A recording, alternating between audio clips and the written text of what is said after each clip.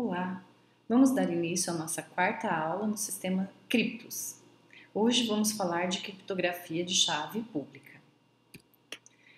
A criptografia de chave pública foi idealizada por Diffie e Hellman em 1976, New Directions in Cryptography. Ela utiliza um par de chaves, uma pública e uma privada, diferentemente do algoritmo simétricos, onde a gente utilizava apenas uma chave, a chave privada. A criptografia de chave pública ou assimétrica, ela funciona como? Eu tenho uma mensagem em aberto, uma mensagem não criptografada, ela vai passar por um algoritmo de criptografia, onde esse algoritmo vai criptografar a informação a partir do uso de uma chave pública e vai decriptografar fazendo uso da chave privada. Dessa forma, somente a pessoa que tem a chave privada é que pode ler essa informação que foi criptografada com a chave pública dela. E aí, então, eu tenho uma mensagem cifrada. Então, eu tenho um texto claro que vai se transformar numa mensagem cifrada. As chaves são sempre geradas aos pares, uma para cifrar e a sua correspondente para decifrar. A chave pública é divulgada e a privada é de propriedade da pessoa única, ela não pode ser divulgada. Então, uma chave é utilizada para fechar o cadeado e outra chave diferente, mas obviamente relacionada a essa primeira, é utilizada para abrir esse cadeado, para decriptografar. A criptografia assimétrica não possui segredos compartilhados, ou seja, a chave não necessita ser compartilhada. Então eu vou ter uma chave que é pública, ela vai passar por um algoritmo, e a chave privada, que já está de propriedade do usuário, do dono dessa chave, é que vai ser usada para decriptografar. Então as duas chaves são relacionadas através de um processo matemático, usando funções unidirecionais para a codificação da informação. Algoritmos assimétricos permitem que a chave de cifragem possa ser tornada pública. Então, eu disponibilizo essa informação no canal público. Eu posso ter um repositório, posso ter uma página, né? E vou ter essa informação lá no meu repositório único, né, de chaves. Qualquer um pode cifrar mensagens com essa chave pública e somente o destinatário é que vai poder decifrar essa informação fazendo uso dessa chave privada. A chave privada não precisa e nem deve ser dada a conhecer a ninguém, devendo ser guardada em segredo pelo seu detentor apenas, que deve também ter sido responsável pela geração do seu par de chaves, enquanto a pública pode ser publicamente livre. O uso desse algoritmo assimétrico de chave pública, então, se dá dessa forma, a partir da cifragem e da decifragem com duas chaves distintas. Então, para que a Alice envie uma mensagem confidencial ao Bob, ela deve criptografar essa mensagem com a chave pública do Bob, que de posse da chave privada consegue então decriptografá-la. Como, em tese, ninguém tem acesso à chave privada do Bob, ninguém pode decriptografar essa mensagem a não ser Bob. A descrição do funcionamento do sistema, então, de forma bem simplificada. O Bob e todos os que desejam se comunicar de modo seguro geram uma chave de cifragem e a sua correspondente para decifragem. O Bob mantém a chave secreta, né, para cifragem, que é a chave privada, mantém de posse dele e torna pública a chave para poder, para que a pessoa possa decifrar aquela informação. Então, a chave pública. Qualquer pessoa pode obter uma cópia da chave pública, e o Bob encoraja isso, enviando para todos os amigos e publicando em boletins. Eva, então, não tem nenhuma dificuldade de obter essa chave. Então, se o intruso quiser, ele pode obter essa chave. A Alice deseja enviar uma mensagem ao Bob e precisa primeiro encontrar a chave pública dele. Feito isso, ela então cifra a mensagem utilizando a chave pública do Bob e mandando a informação. O Bob recebe a mensagem e decifra essa mensagem com a chave privada dele, só ele pode fazer isso. A Eve, que interceptou a mensagem em trânsito, não conhece a chave privada do Bob, embora conheça a chave pública, mas esse conhecimento não vai ajudar em nada ela em obter a mensagem original.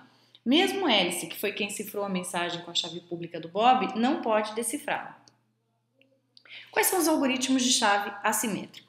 Os algoritmos assimétricos, então, são poucos que são seguros e práticos. A maioria é muito lento, né? Muito mais lento do que quando comparado aos algoritmos de criptografia simétrica. Normalmente são utilizados para distribuição de chaves simétricas, para codificar informações em uma seção ou para assinatura digital, que nós já vimos. Então, no caso, ele é muito utilizado para a gente poder simplesmente cifrar uma chave secreta e enviar, e a partir de então fazemos uso dos algoritmos simétricos para a cifragem e decifragem dos algoritmos, das informações, perdão. Sua mensagem está baseada na dificuldade, sua segurança está baseada então na dificuldade de deduzir a chave privada a partir da chave pública e a dificuldade de se deduzir o texto claro a partir de um texto codificado. Então, não adianta eu ter o texto claro e ter o texto codificado, que eu não vou conseguir, ou parte desse texto eu não vou conseguir decodificar. Então, eu tenho duas exigências aí relacionadas. Ele necessita, então, de uma chave pública e de uma chave privada para que eu possa, então, criptografar e decriptografar a minha mensagem. Então, preciso desses dois elementos e preciso de um algoritmo para criptografia e um algoritmo, para decriptografia dessa chave. Então, eu vou ter lá os exemplos de algoritmos. Eu tenho o Diffie-Hellman, que foi o precursor, o RSA, que é o que nós vamos ver nessa aula, o ECC, o algoritmo de curva elíptica, que a gente vai ver que ele tem um desempenho melhor que o RSA, com tamanho de chave menor, né? O Elgamal, o Rabin, Polish-Hellman e o Knapczak. Né? A gente vai ver nessa aula o RSA e na aula seguinte vamos ver o ECC e mais alguns algoritmos desafiadores.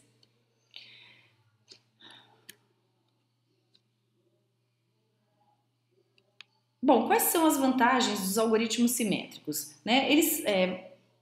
A vantagem é que eles são mais seguros do que a criptografia simétrica por não precisar comunicar o receptor à chave. Né? Então, ele não precisa passar a chave pela rede. Permite que qualquer um possa enviar uma mensagem secreta utilizando apenas a chave pública de quem vai recebê-la. Como a chave pública está amplamente disponível, não há necessidade do envio dessa chave. A confidencialidade da mensagem é garantida enquanto que a chave privada estiver segura. Então, se eu detiver a minha chave privada comigo, eu não tenho problema nenhum. Caso contrário, quem possui a chave privada vai ter acesso à informação. A desvantagem é que ele costuma ser mais lento do que a criptografia de chave simétrica. O RSA. O RSA foi criado por Ron Rivest, Ad Shamir e Leonard Adman em 1978. Então, por isso, RSA. É o mais popular, mais fácil de entender e de se implementar. É utilizado para garantir confidencialidade e para que eu possa fazer assinatura digital. A segurança dele é baseada na fatoração de números grandes. Bom, como é que funciona o RSA? A escolha das chaves. A escolha dos dois números primos grandes, P e Q, é que levam a eu poder escolher, definir a chave pública e privada. Então, como é que eu faço isso? Calculo N através de P vezes Q e Z através de P menos 1 vezes Q menos 1. Eu escolho E tal que E seja menor que N e que não possua nenhum fator comum com Z. Então, E e Z são primos entre si. Escolho D de modo que E vezes D menos 1 seja divisível exatamente por Z e a chave pública então é NE e a chave privada é ND. Importante é manter P e Q em segredo e em seguida descartá-los. Então, descarto esses números primos. Dado NE e ND, calculados anteriormente, para cifrar o padrão de bits M, eu calculo C é igual a M elevado a E mod N. E para decifrar, eu faço M, a mensagem então decifrada vai ser C elevado a D mod N. Resumindo, então, eu tenho M é igual a ME mod N D mod N. O que é tudo isso? Né? Vamos ver um exemplo disso. Eu tenho, Bob escolhe então P igual a 5, Q igual a 7, a gente tem N igual a 35 e Z 24. E vai ser 5, então E e Z são primos entre si. D é igual a 29, então E vezes D menos 1 é divisível exatamente por Z. E a gente tem que uma letra L, por exemplo, a mensagem, eu transformo essa letra L, eu vou ter o número 12, 12 elevado a E, né? Então eu vou ter que o meu texto cifrado vai ser M elevado a E mod N, eu vou ter o valor de 17. Decifrando 17, C elevado a D, vou ter esse número, e a minha mensagem final, terei 12, que equivale à letra L. Poxa vida, que complicado. Vamos descomplicar. Então, vamos lá. Escolha dois números primos. Para esses dois números para que eles sejam bons, né? E para que eu tenha uma melhor e uma maior segurança do algoritmo, esses números devem ser bem grandes. Claro que aqui para facilitar o entendimento a gente vai fazer, né? Vamos usar aí números primos pequenos. Esses números são identificados por P e Q. Então vamos supor que o nosso P seja 19 e o nosso Q seja 23. O cálculo da chave pública. Escolhidos os números primos, a gente multiplica para obter o número N. Então N vai ser P vezes Q. Então, 19 vezes 23, eu tenho lá 437. Em seguida, a gente vai calcular o N. Isso é feito através de P menos 1 vezes Q menos 1. Então, eu tenho lá P menos 1 é 18, Q menos 1, 22. 22 vezes 18, 396. Agora, para encontrar o E, a gente faz... O que a gente faz? A gente tem que encontrar um número que seja relativamente primo ao 396. E como é que a gente faz isso? A gente fatora o 396. Então, fatorando o 396, eu vou ter 2, 198 dividido por 2, 99, dividido por 3, 33, dividido por 3, 11, 11, 1. Muito bem, ou seja, eu tenho, para 396, eu tenho 2 vezes 2 vezes 3 vezes 3 vezes 11. Para que E e 396 sejam primos entre si, o valor de E não pode ser divisível nem por 2, nem por 3 e nem por 11. Digamos então que o número escolhido tenha sido 13. Para a gente tirar a prova se 13 é um número válido, faz o MDC de 13 e 396 e o resultado deve ser 1. Então eu tenho lá 396 dividido por 13 dá 30, do coeficiente 30 e resto 6. 13 por 6 dá 2, coeficiente 2, resto 1. 6 dividido por 2, coeficiente 3 e resto 0. Sendo assim, o MDC de 13 e 396 é 1, ou seja, o último resto antes do zero. Então, a chave pública é E, que é 13, e o N, 437. Muito bem. Cálculo da minha chave privada. Para calcular a minha chave privada, é preciso então fazer uma redução modular. No exemplo, a redução modular é 13 mod 396. O cálculo de um inverso modular por tentativa pode ser um processo muito demorado. Existem várias formas elegantes de resolver esse problema. Uma delas é através do algoritmo de Euclides estendido, que vai ser aplicado nesse exemplo. Então, a gente tem lá, primeiro passo, eu vou ter 13 dividido por 396, vai me dar 0 com o resto 13. A gente divide o valor pelo módulo. Então, eu vou ter 392 dividido por 13, que vai me dar 30 com o resto 6. Divide-se de novo o anterior pelo resto. 13 dividido por 6, vou ter 2 com o resto 1. Divide-se o divisor anterior pelo resto, né? Vou ter então 6 dividido por 1, que vai dar 6, e o resto 0. Divide-se então o divisor anterior pelo resto. Então, o algoritmo de Euclides estendido usa apenas os restos diferentes de zero das divisões do cálculo do MDC, utilizado no passo anterior. Esses podem ser expressos então como 13, que vai me dar 1 vezes 13, menos 0 vezes 396, 6, que vai ser 1 vezes 396 menos 30 vezes 13, e como em 1 a gente já tem que 13 é igual a 1 vezes 13, então eu vou ter que 6 vai ser 1 vezes 396 menos 30 vezes 1 vezes 13. Isso vai me dar 1 vezes 396 menos 30 vezes 13. 1 vai ser igual a 1 vezes 13 menos 2 vezes 6. Em 2 a gente tinha que 6 é 1 vezes 396 menos 30 vezes 3. Assim, substituindo, a gente vai ter que 1 vai ser igual a 61 vezes 13 menos 2 vezes 396. O multiplicador de 13 é o inverso de 13 mod 396. Nesse caso, se chamarmos o inverso de D, então D vai ser 61. Portanto, a chave vai ser o quê? 61. 437, não 8, perdão. Criptografando uma mensagem, digamos que um amigo, dono da chave, queira lhe enviar uma mensagem confidencial e que o conteúdo dessa mensagem seja numa boa. Essa mensagem precisa ser transformada em um número para que o algoritmo possa ser aplicado.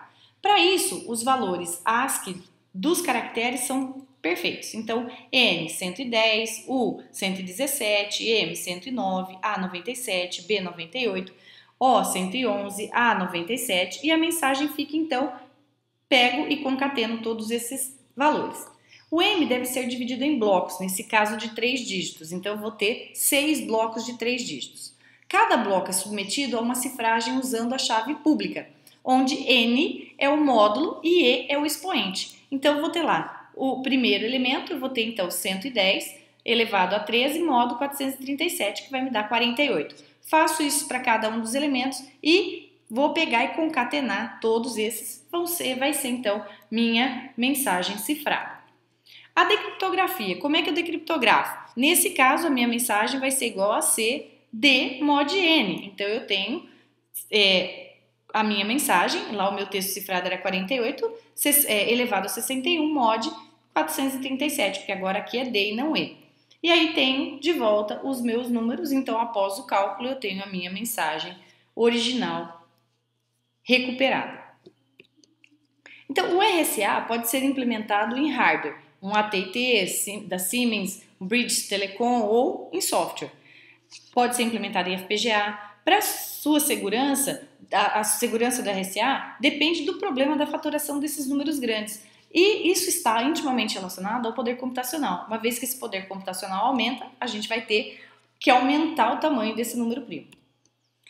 Então, foi proposto lá por Rivest, Adman, e em 77 foi o primeiro criptossistema de chave pública e permanece até hoje como sendo o mais popular. Baseia-se então na força, na dificuldade de se encontrar a faturação de números inteiros muito grandes, a cifragem e decifragem, né? Para garantir um nível razoável de segurança, os números primos Q e Q devem ter cerca de 300 a 400 dígitos decimais, ou seja, muito grandes. Operações de exponenciação e mods são eficientes. A geração de chaves. Os algoritmos para a geração dos números primos são probabilísticos, já que, às vezes, mentem, né? Mas é possível determinar se um dado número é primo ou não, com uma boa dose aí de certeza. Inversos multiplicativos modulares são calculáveis eficientemente, usando então o algoritmo estêndido de Euclides, que foi o que a gente viu. A segurança do RSA se baseia então no fato de eu inverter essas funções, isto é, C, E e N, e obter M é uma tarefa computacionalmente difícil quando N tem 300 ou 400 dígitos, né? Então não é difícil verificar que se o criptoanalista conhecer os números P e Q, é fácil obter D e, portanto, M facilmente. Então o segredo está em definidas as chaves com os números primos, inutilize-os, né? Assim, a força do RSA reside também no segundo pilar. É difícil obter os primos P e Q a partir de N. Isso é, a fatoração de N quando N tem 300 ou mais dígitos.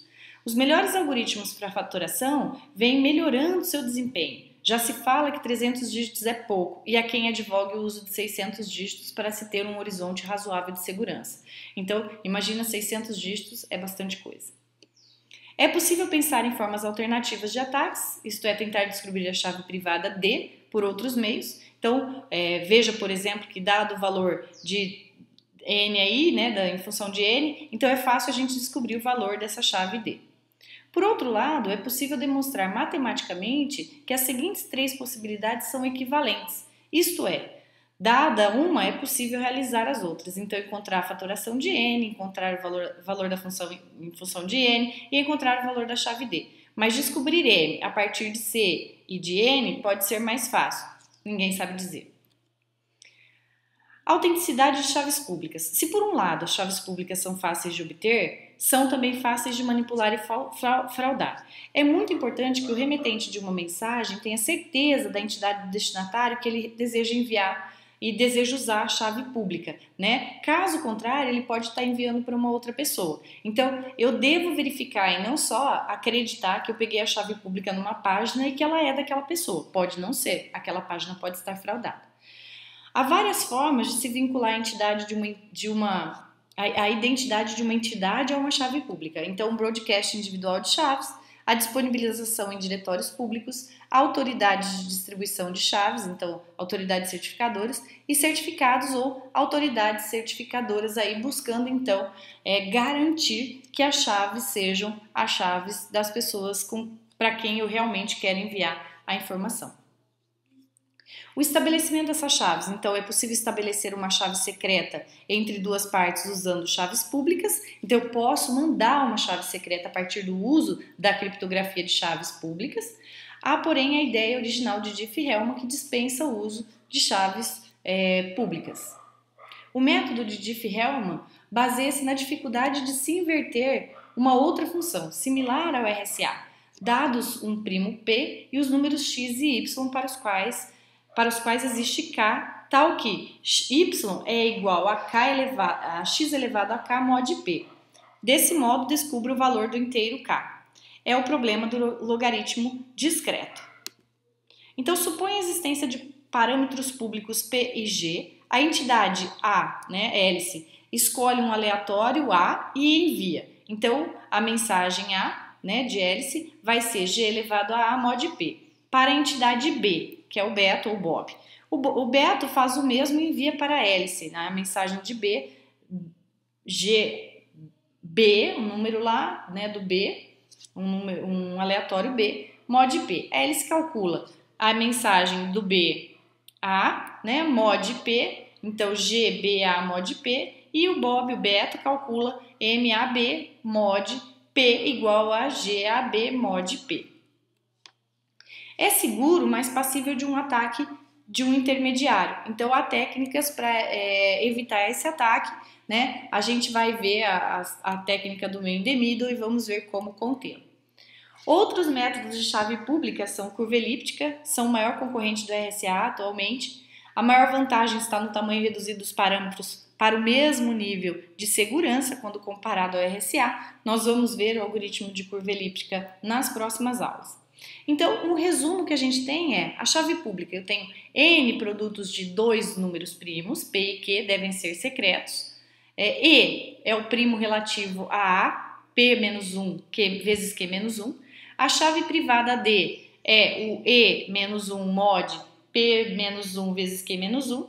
A codificação C vai ser igual a M elevado a E mod N. E a decodificação, a mensagem texto plano, igual a C elevado a D mod N. Bom, vimos nessa aula o algoritmo RSA.